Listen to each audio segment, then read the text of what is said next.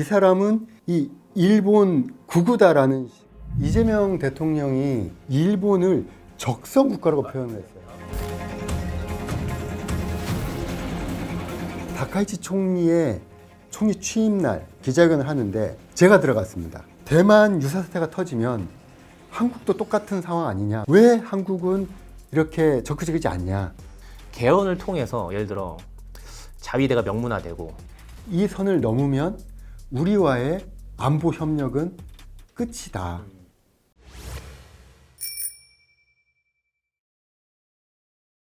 안녕하십니까. 조선일보 성호철입니다. 저는 도쿄 특파원으로 4년간 있었고요. 도쿄에서 4년간 있으면서 누구보다 많이 일본에 대해서 고민한 사람 중에 한 명입니다. 다카이치 총리에 대해서 사실 후보 시절부터 한일 관계 악화를 우려하는 여론이 많았었잖아요. 근데 지금은 굉장히 좋은 말들이 서로 양국 간에 오가고 있단 말이죠. 다카이치부터 봐야 되는데요. 다카이치가 10월 달에 취임했습니다. 일본에선 그 총리 취임 기자회견을 밤 10시에 합니다. 왜냐하면 낮에 국회에서 총리 지명 선거를 하고요. 그러면 총리가 되면 그날 기자회견을 해야 되는데 보통 10시에 합니다. 보통 40분에서 45분을 합니다. 대부분 그러면 워낙 많은 질문이 있을 거 아닙니까? 그죠. 이게 다 본인의 메시지예요. 다카이치 총리의 총리 취임날 첫 40분, 45분 기자회견을 하는데 제가 들어갔습니다. 제가 들어가서 마지막 질문을 했습니다. 제가 마지막 질문을 한 거는 한국에서 당신의 취임에 대해서, 당신의 성향에 대해서 굉장히 걱정이 많다. 한일 관계에 대해서. 자, 당신은 한일 관계에서 어떻게 생각하느냐? 라고 했을 때 답변을 그랬습니다. 앞에 굉장히 당연한 얘기들. 한국은 뭐 중요한 이웃 국가로서 뭐 협력해야 될 대상으로서. 그래서 저도 그냥 들으면서 아, 그렇구나, 이제. 하다가 제일 마지막에 그 멘트를 했어요. 저는 한국 드라마를 좋아하고 한국 코스메가 화장품이라고 칩니다. 코스메를 하고 이렇게 한국 김을 좋아하고. 자, 생각해 보시죠. 반대로 봅시다. 제가 알고 있는 한 일본 총리 첫날 기자회견에 외국 기자의 질문을 받아준 게 그게 처음이에요. 반대로 한국 대통령이 취임식 날 40분 기자회견 하는데 외국의 질문을 받는다는 건 워낙 국내 현안이 많거든요. 거의 어려운 일이고 질문을 받는다면 의미가 있는 거예요. 이건 의도가 있는 거예요. 다카이치가 한국에 대해서 메시지를 주려고 총리 관제를 통해서 질문을 하도록 했고 그래서 코스메 이게 나온 거죠. 준비 안에선 나올 수 없는 멘트죠. 시작할 때부터 어떻게 보면 한국과의 관계를 염두에 두고 있었다고 봐야겠네요. 그 멘트를 하는 거를 마지막 질문에 두고 있었다고 봐야 되는 거죠. 그 얘기는 다카이치에 대해서 우리가 하고 있는 건 독도 발언이라든가 그죠. 몇 가지 발언이 있습니다. 그 발언을 가지고 이 사람은 이 일본 구구다라는 식으로 얘기를 했던 건데 그 다카이치가 했던 발언이 무슨 굉장히 많을 거 아닙니까? 정치인이. 몇 시간 했을 거 아닙니까? 다카이치의 중요한 선은 결국은 일본 국익이었던 것이고 그 중에 하나의 선이 한국하고는 우관계를 지키는 게 국익이라고 생각했기 때문에 실제로 한국 드라마 좋아할 거고요. 실제로 한국 화장품 쓰겠죠. 한국 김 먹겠죠. 근데 그걸 이용을 해서 메시지를 보낸 것이 아닌가라고 합니다. 그러면 일본에서는 그러면 지금 이재명 대통령을 어떻게 조금 바라보고 있는지. 사실은 이재명 대통령이 그 대통령이 되기 전에 일본을 적성 국가라고 표현을 했어요. 다음 질문이 그거예요, 사실. 네. 일본 사람 입장에서 일본이 적성 국가라고 하면 이거는 충격적인 발언이거든요. 그렇죠. 해서 일본 사람들이 훨씬 더 걱정을 많이 했어요. 이게 작년 이제 상반기인데 그때 만났던 일본 정치인이나 일본 신문이나 방송사 분들 만나게 되면 제가 계속 했던 말은 그겁니다. 이재명 대통령이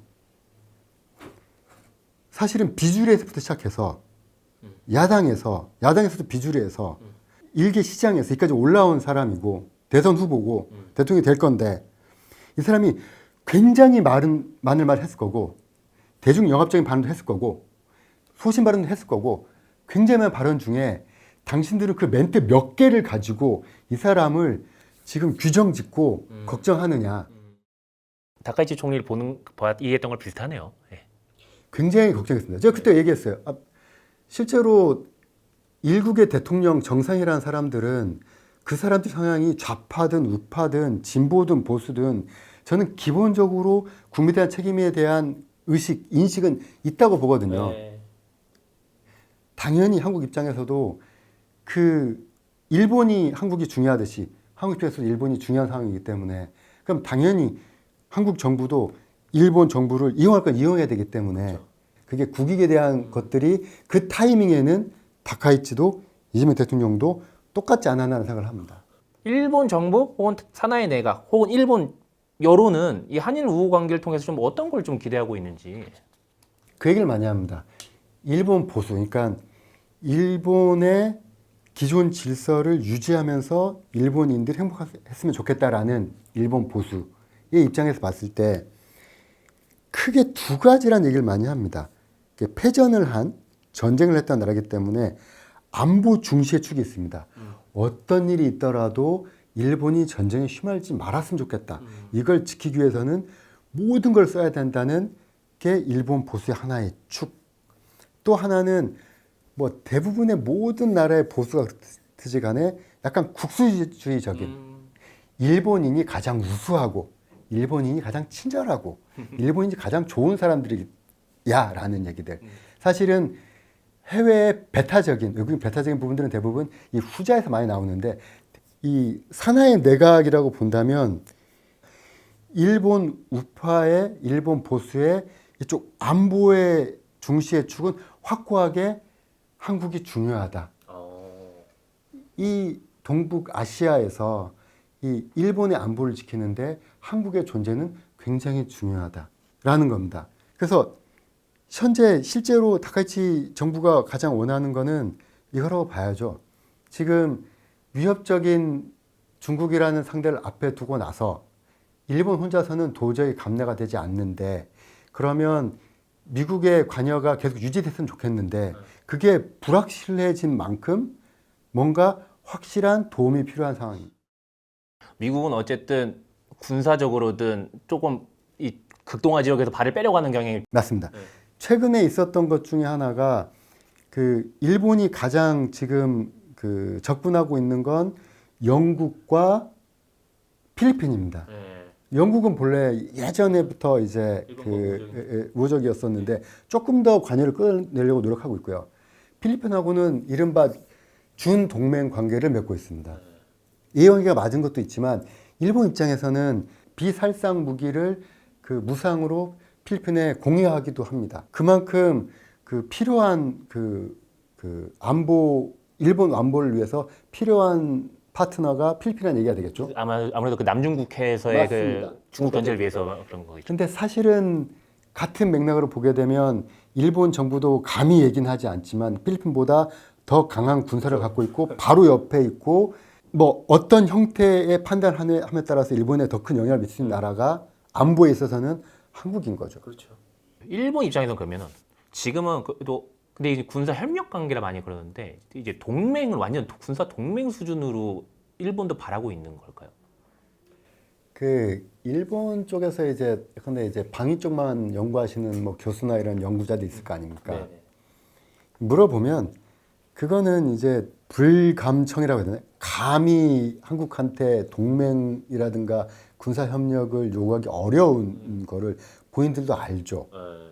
그리고 실제 우리 여론에서도 한일 군사 동맹 불가능한 거죠. 정치적으로 너무 불가능하고 그게 당장 5년, 10년이 될 수 있는 문제도 아니고 이 필요한 건 군사 동맹까지는 안 가더라도 현재 이 지역에서의 억지력을 향상시킬 수 있는 형태의 협력이 무엇인가를 찾는 거죠.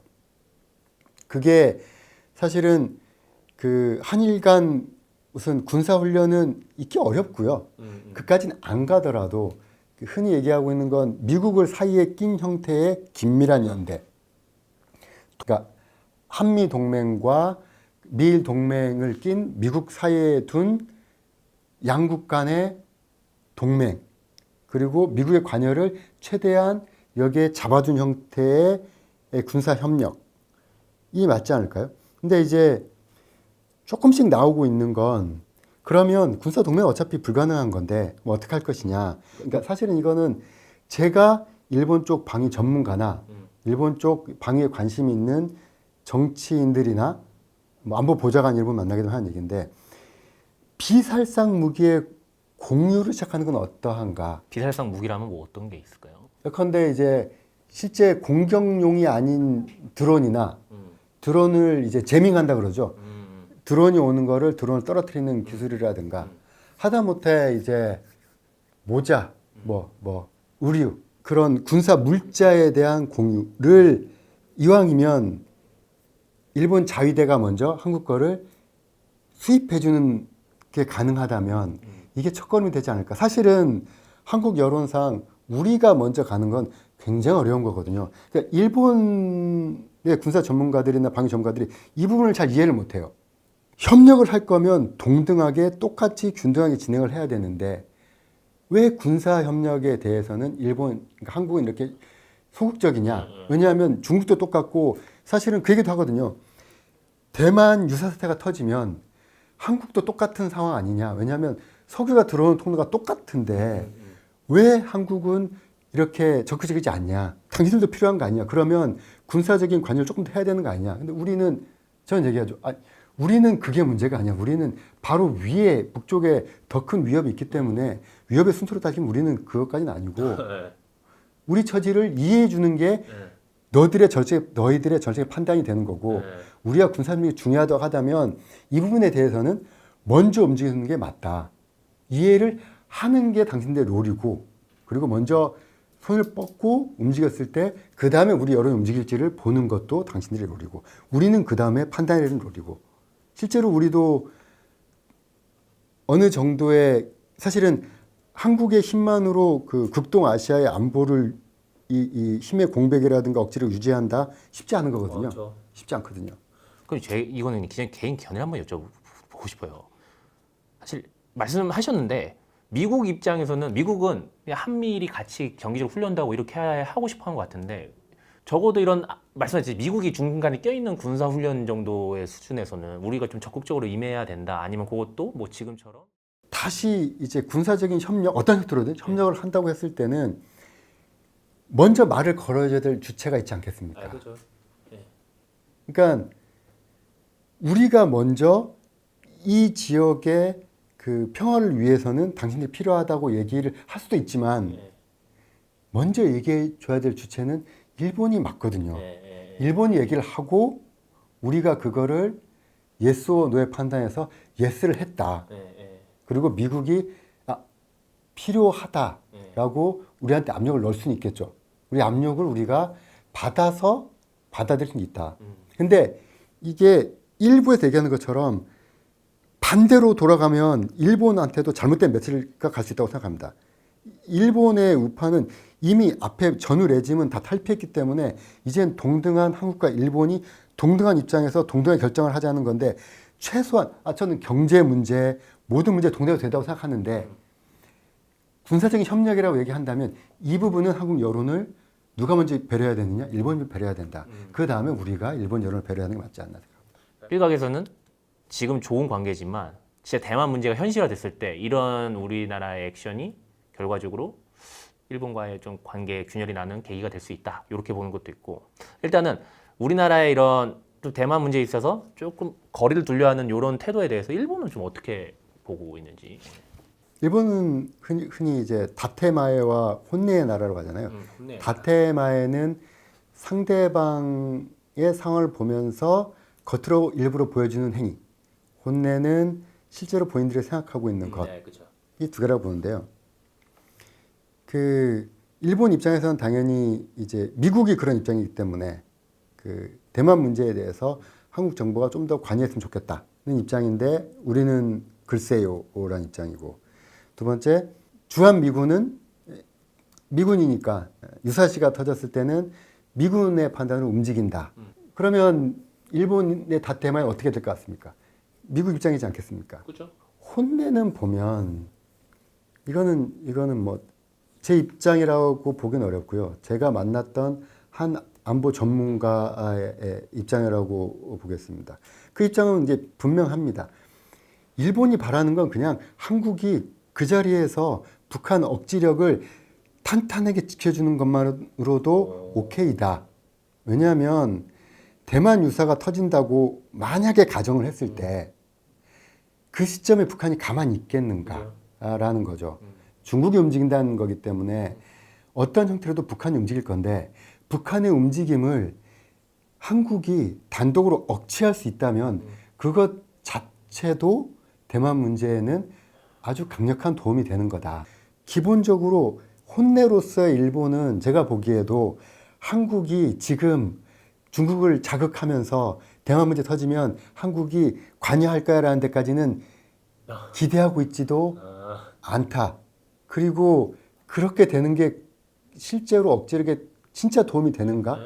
북한이 존재하기 때문에 북한도 강력한 군사를 갖고 있는 국가이기 때문에 그렇게 간단한 함수는 아니지 않나라고 생각을 합니다. 한편으로는 너네 위치에서 할 수 있는 걸 하는 게 우리한테도 편할 수도 있겠다. 약간 이런 식으로 바라보는 게 있다는 거네요. 그 한국의 위치가 공산주의 방파제였잖아요. 네.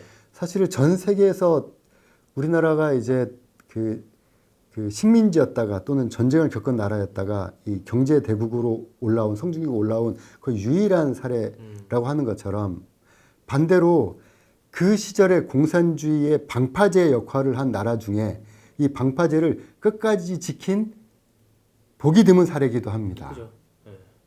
근데 그 역할을 여전히 하고 있는 것도 있거든요.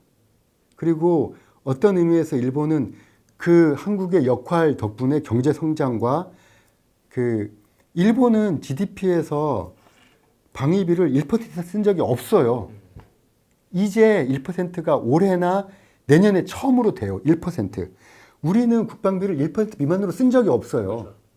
우리가 여기를 지킨 역할에 대한 그 안전의 향유를 일본이 한 거고 그게 우리 방파제론이었던 거였었고 반대로 이 인식이 일본 지식인 입장에서는 뚜렷이 있다고 생각하거든요. 같은 측면에서 대만 문제에 있어서도 우리의 역할이 아마 머릿속엔 잔존하고 있지 않나 생각을. 근데 상상의 영역이라 뭐라 할 수 쉽게 답이 안 나오는데 개헌을 통해서 예를 들어 자위대가 명문화되고 그 서울에 온 이제 일본 분들 만나서 뭐 얘기를 하기 위해서 그런 얘기를 하는데 우리가 일본에 해야 될 메시지는 그건 거죠. 우리가 용납 못하는 선이 있다. 용납 못하는 선이 있다. 이 선을 넘으면 우리와의 안보 협력은 끝이다. 실제로도 한일 관계가 지금 아무리 좋다고 하더라도 우리가 용납 못하는 선에 대한 메시지가 명확히 있어야 그들도 고민을 하는 거고 실제로도 예컨대 개헌이 됐어요. 자유대가 명기가 됐어요. 그러면 그때 돼서 하지만 그 일본 헌법은 여전히 그 전쟁은 안 한다는 항목이 있기 때문에 괜찮아요라고 누가 얘기할 수 있겠습니까? 일본 사람들은 실제로 그렇게 믿어요. 믿는 건 일본 사람이지만 국제 관계에서 우리는 우리의 생각을 하기 때문에 일본 사람들 보고 우리가 이렇게 얘기한다면 일본 사람들 그렇게 얘기해요. 그거 아니야라고 얘기하겠죠. 근데 그건 마찬가지로 일본은 일본 정치를 하고 일본 사람 생각하겠지만 우리는 우리 생각을 하기 때문에 우리는 용납하지 못한다. 이거를 생각하고 개헌을 진행해야 된다. 개헌이 된 상태에서 한일 간의 안보 협력 그게 가능하다고 보십니까? 적어도 개헌이 넘어간 그 6개월, 1년간은 냉랭하지 않겠습니까? 그 냉랭한 기간 동안에 누가 이득을 보겠습니까? 일본과 한국이 다 이제 경계해야 할 뭐 중국이나 또 북한 왼쪽에서 많이 이득을 얻겠네요. 그렇죠. 그래서 자꾸 우리 쪽에서 그래도 괜찮은 메시지를 보내는 건 말이 안 된다는 거죠. 일본의 고민은 일본의 고민대로 무겁게 두고 무겁게 고민하시라. 본인들이 생각하는 논리는 전 이해하거든요. 그런데 내가 머리로 이해하는 것과 한국의 여론과는 다르다. 우리는 그 부분 용납하지 못한다. 그 말씀은 우리 정치권이 됐든 아니면 어떤 뭐 외교 라인을 통해서 개헌이 실질적으로 추진되고 있다는 가정하에 그거에 우리에게 먼저 선제적으로 어떤 메시지를 주면 좋겠다 이런 말씀. 사실은 개인적인 우려는 유튜브의 시대지 않습니까? 네, 유튜브의 네, 시대. 네. 그러니까 한국에서 나오는 유튜브 중에서 이제 그 일본의 입장을 많이 반영한 유튜브들이 있는 걸로 알고 있어요. 네, 아, 그건 나쁘지 않다고 생각합니다. 네, 근데 그런 유튜브들 중에서 이런 계엄 문제나 이런 거에 대해서 아, 일본의 입장 이해해? 자위대 명기? 아, 자기 나라의 안보는 자기 나라의 힘을 지키겠다는 게 뭐가 문제야? 이걸 지켜주는 사람들이 이 조직들을 헌법에 명기하는 게 뭐가 문제야? 라는 식으로 이분들이 얘기를 하면 이거를 본 일본 정치인들이 오해할 수 있다는 거죠. 한국과의 관계에 미칠 영향에 대한 그 무게를. 실제로는 안 그런데. 근데 이런 오해가 쌓여서 오판이 생기면 개인적으로 우려하는 대목이죠. 왜냐하면 사람이지 않습니까? 본인이 본 걸 믿고 싶어 하거든요. 믿고 싶으면 아, 우리가 개헌해도 한국 국민들은 우리를 이해해주고 납득해 줄 거야. 한일 간의 안보 협력은 유지될 거야. 라고 믿겠죠. 실제로 저는 한국 국민들이 그걸 이해하기 쉽지 않을 거라고 보거든요. 그럼 이제 그냥 마지막 질문으로 딱 하고 넘어가겠습니다. 타카이치 총리와 우리나라 이제 우호 관계가 굉장히 일단 지금까지는 훈풍이 붑니다. 우리는 그럼 이런 일본을 좀 어떻게 좀 어떤 파트너로 활용을 좀 적극적으로 해야 할지. 한국의 1인당 GDP와 일본의 1인당 GDP가 뭐 작년, 재작년, 올해 굉장히 비슷해졌습니다. 같은 수준이에요. 경제적으로 큰 나라 두 군데가 이렇게 1인당 GDP가 비슷해지는 경우가 흔치 않아요. 그죠. 사실은 한국도 이제 인구가 줄고요. 일본도 인구가 줄고요. 근데 우리가 인구가 좀 더 빨리 줄 것 같아요. 사실은 이 상황에서 우리가 한일 관계를 볼 때는 우리가 생각하는 건 한일 경제 동맹체가 아닌가 생각을 합니다. 사실은 시장의 크기는 너무 중요하고 심지어 세계 질서가 이제 점점 블록 경제화로 바뀌고 있는 상황이 되면 더 중요한데 중요한 경제 규모는 미국, 중국, 유럽이 되어 있고 한국은 너무 작고 일본도 아직 작거든요. 결국은 한일 관계에서 우리가 장기적으로 만들어 놓을 게 있다면 당장 경제 동맹체까지 못 가더라도 현재로서 비자 문제라든가 아니면 각종 규제 완화를 통해서 한국과 일본의 경제가 조금 더 가까워져서 이게 하나의 토대가 될 수 있는 형태가 될 수 있도록 그래서 나중에 그게 베트남이든 태국이든 필리핀이든 무엇을 고민을 할 때 아세안은 작거든요. 국가들이 큰 경제 규모가 세 개가 있고 세계 경제는 블록화돼서 굉장히 예전처럼 돈이 안 돌아가는데 근데 의존할 수 있는 한일 경제 동맹체랑도 하나가 더 있더라. 그리고 한국도 이 블록 경제화에서 리스크를 많이 해제할 수 있고 일본도 해제할 수 있고 서로 외교로서 얻어낼 수 있으면 좋겠다는 생각을 합니다.